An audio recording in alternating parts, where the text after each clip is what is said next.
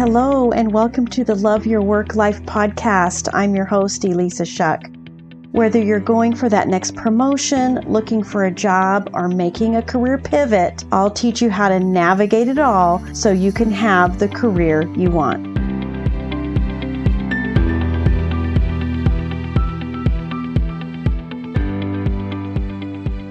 Welcome to the Love Your Work Life podcast, episode 9. Today's episode has a little bit of a relationship to last week. Last week I talked about toxic environments. And this week I want to talk about your need for a pivot or your desire to change jobs. And even if you find yourself in a job search or let's say without a job, then this reframe is going to be so helpful for you to have much better results, a more effective pivot, a more effective job search, and that is changing up your brain from framing your move, your career move, from what you're running away from to what you're running toward. It sounds like it shouldn't be that big of a difference. What's the difference? Running away from something, running towards something. But if you think about it and you really apply the principles that I'm about to teach you, it can make all the difference in the world because it changes your actions. And as we know, actions, behaviors are required to get the job you want, to get the promotion that you want, to reach out to the people who can help you. These are all necessary, and it's important to understand that what you're thinking when you're running away from something can be very different from what you're thinking when you're running toward something. So we talked last week about toxic environments. There could be any number of really great reasons that you have for why you want to change jobs, why you want to change industries, why you want that promotion. Maybe you aren't getting the compensation that you want. Maybe you have just figured that, hey, just because I've been doing this for forever, it really isn't tapping into my passions, and you decide that you don't want to stay any longer, whether that is a job, an industry, or a company. Or maybe you're just feeling like you've hit a bit of a ceiling and you're really ready for more. You're ready for a bigger challenge. All of these are really great reasons for making a change. But if you're only thinking about what you don't like, about what you're currently doing, then you're really in that running away from mode. And when you're in a running away from mode, you're not tapping into higher levels of thinking. You're really stuck in the primitive brain, in what some people call the lizard brain. And that is a brain that is thinking things like, I don't like this, they don't like me, I'm not achieving my full potential, I don't know why I'm here, this is a difficult environment. When you're thinking those kinds of thoughts as your reasons for leaving, then those are creating feelings like, see if any of this sounds familiar, desperation, graspiness, feeling stuck, feeling disappointed, feeling uncomfortable.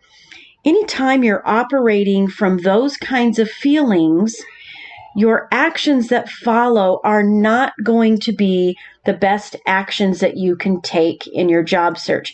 You might be able to will yourself into putting job applications out there. You might be able to will yourself into writing a new resume.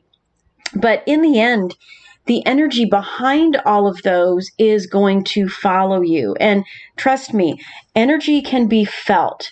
Have you ever seen a post on LinkedIn and somebody seems like they're pleading for a job, they're pleading for help? Those do not often result in great engagement. because it's coming from a desperate, graspy place. And we can all feel that energy. We could feel that energy in relationships. Did you ever have someone who you were dating and they were so desperate and graspy and it was repelling to be around them because they just were kind of pushing themselves into your world from that place of desperation and graspiness? It's not fun. It's not comfortable. And trust me, if you can feel it in a relationship, then if you're going into a job search or a pivot or a request to be promoted with that same energy of disappointment and dread and uncomfortableness, it can be felt by the person you're talking to when you're talking about your career. So I definitely don't want you to go there. What I want you to focus on instead is what you're running toward. Again, like I said, you may have really great reasons for leaving and wanting something different. But when you focus on what you're running toward, you're really tapping into higher levels of critical thinking. You are tapping into the prefrontal cortex. You're tapping into the reticular activating system. This is the brain physiology that helps you see opportunities. This is part of your brain wiring that when you focus on what you want, which is focusing on what you're running toward, will help you see the options before you. If you're always thinking thoughts that this is never going to happen for me, oh my gosh, I've got to get out of here, then you're just staying stuck in that drama cycle that in the end results in you never getting out of there. Instead, if you focus on, I've got possibilities. If I knew what I wanted to do next, what would that be? And you get to a place of curiosity. Ask yourself questions. Think thoughts that create curiosity, that create anticipation, maybe even excitement about what's next. Maybe they create a sense of drive for you. When you feel curious and driven, the actions that you take from that place are completely different than the actions that you'll take from a place of feeling desperate. And more than that, the energy behind those actions will make much more sense for you and what you're putting out there. I know for some of you, this may sound like woo-woo stuff, but it actually isn't. It's actually physics. When you put a tuning fork, a whole theater full of tuning forks in there together, and you strike one, all of the other tuning forks begin vibrating at that same frequency. We have frequencies too. So it's important to think about the frequency that you're putting out there. And the frequency, when you decide you're running towards something instead of away from something, is going to be so much more empowering for you and put out a cleaner, more productive energy toward the people you're talking to, as well as for yourself. Because you can take action from a place of positive energy so much easier than you can take action from a place of feeling lousy. Let's just get real, right? If you feel lousy, you don't feel like doing anything. When you feel positive, it's much easier to motivate yourself to do the things that you need to do. So I challenge you today that whatever you're thinking about your career, whatever move you want to make, even if you've been let go and you have some emotions around that, totally understandable. It makes total sense. I've been there. Even if that's the case, work through those feelings and get to the place where you are anticipating what's next for you. That the thoughts you're thinking are about the possibilities in front of you, about the impact that you'll continue to have. You've done it before and you can do it again. Think about what's in front of you. Focus on what's possible. and be intentional about the thoughts you have so that you're creating feelings that really drive those motivations. You've heard it said before that our thoughts create our reality. And it's absolutely true. We bring about what we think about. That's somebody's quote. I'm not sure whose it is.